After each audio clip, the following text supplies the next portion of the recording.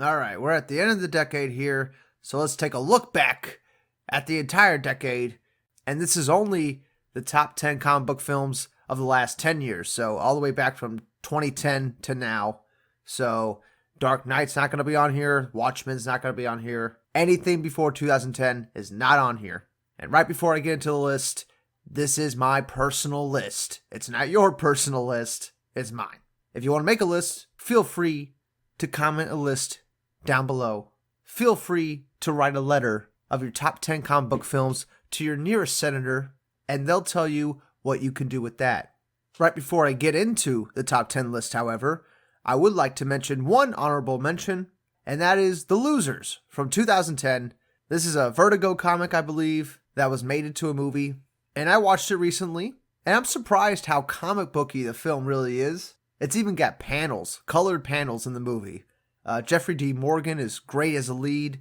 Chris Evans is funny in this movie. And Idris Elba is also in this movie. So, I mean, it is a star-studded cast here. Couple people I haven't seen since this movie, but still, you got some pretty big names in there. And it's a solid story. Very basic comic book film.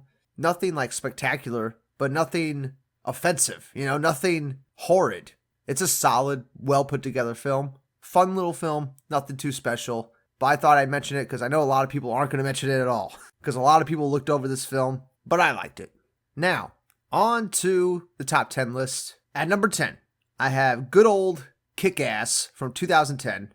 Another 2010 film from another obscure comic book. So, this was an interesting time in 2010 where they were just putting out comic books. I think Red also came out this year. So, a lot of comic book films were being made off comic book properties that not a lot of people knew about. And KickAss was one of those that succeeded, made a good amount of money at the box office, and it was a very enjoyable film, and I enjoyed the whole cast, and I loved the ultra-violence. And I also loved how the film was almost parodying comic books by putting quote-unquote superheroes in the real world. And most of the heroes in this movie don't have superpowers. I don't think anybody has superpowers. And the KickAss guy, the main lead of the movie, gets his ass kicked the whole movie. And there's another character played by Nicolas Cage, who is essentially the Batman type character, and even he gets his ass kicked, so it's pretty funny in that respect. And it still holds up.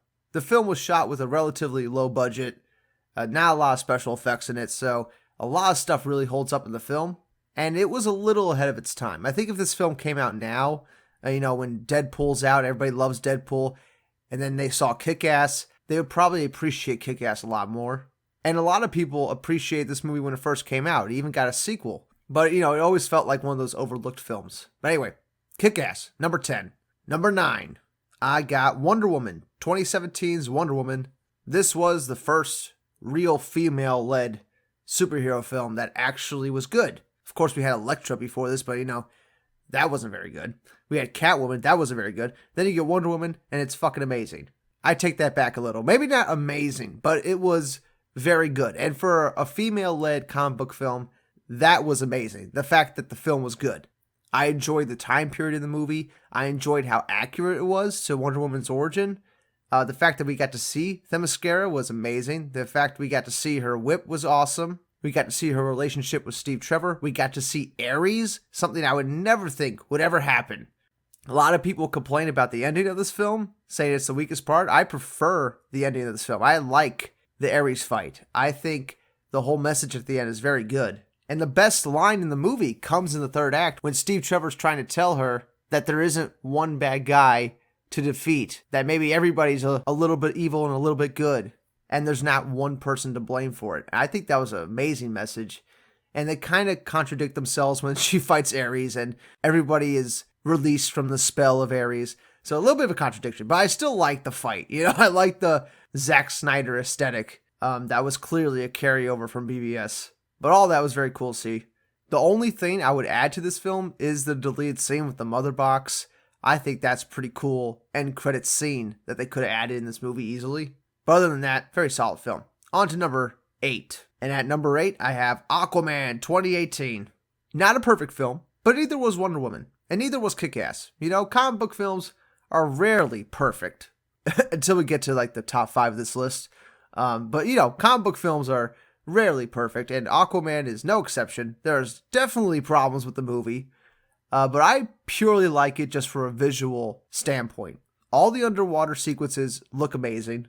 It's a fun film to watch. It's one of those films that you can get a little bit wasted and watch, and you can still follow along and have a good time. Patrick Wilson kills it as Ocean Master, and is definitely the main reason why I rewatched this film.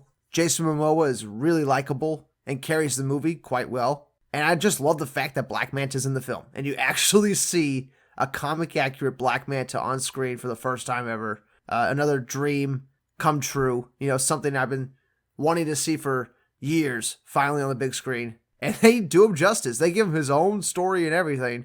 And I love the fact that we got that much Black Manta in the film. And Mira was also very good. I actually think Willem Dafoe was probably the weakest part of the film. But once again, the visuals and the whole trench sequence and all the amazing action sequences really lift the movie for me. And it really make it enjoyable to watch. And I have gone back to it a few times, and I'm liking it more and more. The scenes I don't like don't really bother me as much as they first did. But anyway, on to number 7.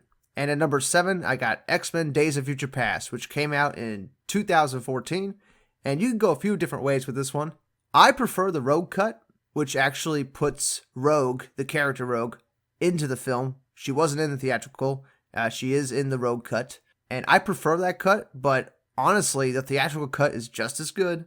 Quicksilver was introduced to this movie, the good version of Quicksilver. And I'll never forget, sitting in the theater and watching that scene in the kitchen where he runs and everything slows down and he's making the security guards hit each other. And that is such a memorable moment for me from this film that it easily deserves a spot on anybody's list, right? This film has a lot of great moments. Magneto putting the steel through Wolverine's body and throwing him into a river. Fantastic scene. And if you're a fan of the original X-Men trilogy, I feel this Days of Future Past movie really does those justice and really gives a lot of fan service in the film, which, can be a bad thing sometimes, but in this case, it works out real nicely. If you have been an X-Men fan of the franchise, if you have been a fan of the X-Men franchise, I think this works out pretty well for you. And it's a nice little capper on the whole X-Men story. I really feel like you could end the X-Men saga with this movie and just jump to Logan. But once again, this film is loaded with a bunch of great actors, bunch of great performances. Bryan Singer returned to direct it, and it was probably his best X-Men film he's ever made. And then it kind of went downhill pretty quick after this. But I still like Apocalypse, but not nearly as much as Days of Future Past.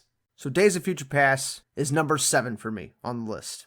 Moving on to number 6, I got The Dark Knight Rises 2012. And this was tough. I was very close to putting this in my top 5. Very close, because I remember seeing this in theaters in 2012 after seeing Batman Begins and The Dark Knight in back-to-back screenings, and then it ended with The Dark Knight Rises. They had a big screening event, and I went to it, and it made the movie for me. Being with that crowd and seeing that film and Bane was just amazing. I love Bane. I think he's actually a little bit better than Heath Ledger's Joker. All right? Come at me, nerds. And if you compare Dark Knight Rises with most comic book films, it doesn't even come close. The level of time, love, and care that went into The Dark Knight Rises can be seen by how good the film is. And it's almost a standalone film. You could almost watch Dark Knight Rises without seeing Dark Knight and Batman Begins. The only thing that ties it into the franchise is the Harvey Dent character, right, that they mention in Dark Knight Rises. But once again, you could probably watch Dark Knight Rises on its own, and it'd be fine. You might not have an emotional reaction at the end, which I did. I did tear up when Michael Caine was crying at the end. And I love the fact that Bruce Wayne got a happy ending at the end of the movie. Something that Batman never gets. A few things in the film that still bother me today is the Robin part where they call Joseph Gordon-Levitt's character Robin. I still am really bothered by that when I watch the film. I'm like, why didn't you just call him Dick Grayson? But then again, if they did call him Dick Grayson, nobody would know who the fuck that is. So I understand why they called him Robin. But if I was to change it, that's what I would change. And I would probably also change Talia al Ghul's death, because that was also another weak part of the film for me, when she kind of just dies after the truck crashes and stuff. That was another, not so good part of the film. But then again, these are little moments in an otherwise very good film. I mean, this is a long film too, and it's entertaining throughout. And Bane is so menacing and so electric. You just want to see Tom Hardy be Bane 24/7. And I remember seeing that staircase fight in the theaters and just losing my shit. And just being blown away when I saw Bane punching the support column and it was like breaking apart. I thought that was just the coolest thing I've ever seen in my life. And then when Batman starts breaking off his mask and Bane gets weaker, like he's breaking off the venom that's being injected into Bane. It was very reminiscent of the comics. It was paying great homage to the comics, and I definitely appreciate the film a lot. And if you watch the other Batman films, Batman Begins and The Dark Knight, you will have a great appreciation for The Dark Knight Rises. And it's still like one of the best comic book films ever made. A part of the greatest trilogy of comic book films ever made. So that's my number 6. Number 5, this might be a little controversial, but I'm going to go ahead and put an animated film on here. I'm going to go ahead and put The Dark Knight Returns Part 1 and 2, the deluxe edition, which came out, I think, 2013 or 2014, one or the other. And this, by far, is the greatest animated comic book film ever made. It's essentially The Dark Knight Returns, panel for panel, and they combined both parts, because when it originally came out, it came out in 2 separate parts, but then they went ahead and combined them into one movie. And I think it makes for a nice movie. Like, it's over 2 hours long, so a nice feature-length film. It's a very adult story, great voice acting, great soundtrack, and it's a very approachable film. I feel like if you have a friend who hasn't seen any DC animated film and is not that into animation, you could show them this animated film, The Dark Knight Returns, and they'll probably like it because it has a lot of adult themes, very serious sequences with the Joker where it feels scary. Like the Joker has a gun, he's running through a carnival shooting people, and feels very dark, very real. So if you haven't watched The Dark Knight Returns, I highly recommend it. It's one of the best comic book films of the decade. It's so good, they released it 3 separate times, right? They released part 1, they released part 2, and then they released a deluxe edition. So I bought it 3 times, and I've watched it countless times. I probably watched it more than most of the films on this list, except for one other, and I imagine you can guess what it is. But yeah, my number 5 is The Dark Knight Returns animated film, adapted from the Dark Knight Returns graphic novel. One of the best adaptations of all time, as well. So that's my number 5. Number 4, and now we're getting into the good stuff, guys. 4, 3, 2, 1, this is the good stuff. Number 4, Man of Steel, 2013. My personal favorite Superman film ever made. I don't think any other Superman film even comes close to this. This is exactly what I've always wanted to see out of Superman. I've always wanted to see a more serious take on the character. What would happen if Superman was in our real world? How would our world react to him? And how would he actually handle life and death situations? And how would he respond to the collateral damage that he's causing, right? Because in countless comic books, cities are getting toppled all the time with Superman. And we never get a real introspective look at Superman, except for some really good comic books, like Superman for All Seasons, or Superman Last Son of Krypton.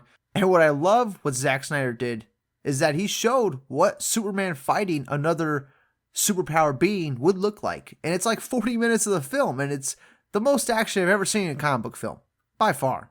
And the build-up to that third act action is just the right amount of build-up. And the Krypton scene at the beginning is incredible. Still the best opening sequence I've ever seen in any movie that has comic book characters in it. And if they ever do make a director's cut of Man of Steel, I would love to see an extended Krypton sequence, because that alone could have been its own movie. That was just incredible sci-fi, and it was very accurate to Superman's origin. And if you actually watch the Superman animated series, if you watch the first 2 episodes of that, Zack Snyder's literally taking scenes from those episodes and putting them on the big screen.